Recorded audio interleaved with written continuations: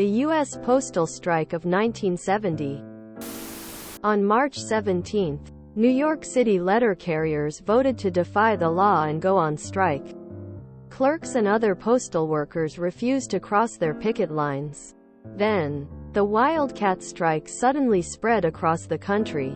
By the following week, 200,000 postal workers from New England to California had walked off the job. Time called it the largest walkout ever against the federal government. President Richard Nixon vowed to crush the postal workers. "We have the means to deliver the mail," he claimed. It was a hollow claim. He dispatched 23,000 United States Armed Forces personnel to New York City to process the mail.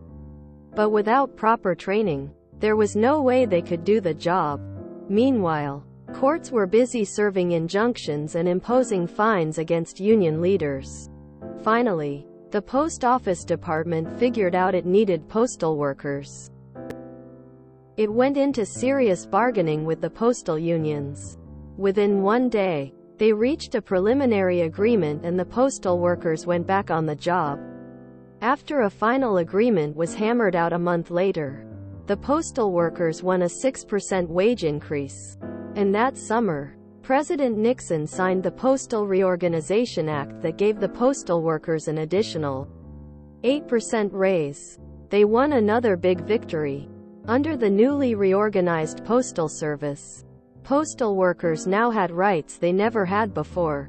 They could bargain collectively for wages, benefits and working conditions. And while they were still prohibited from striking, they achieved a binding arbitration process for resolving contract disputes.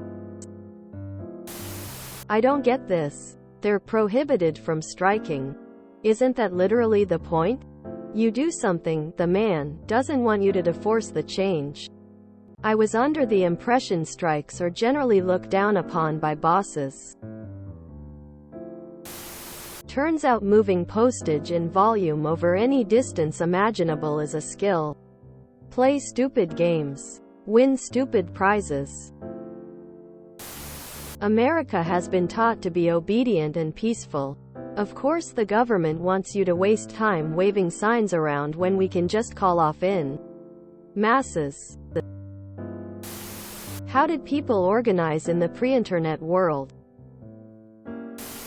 No great victory comes without a great fight.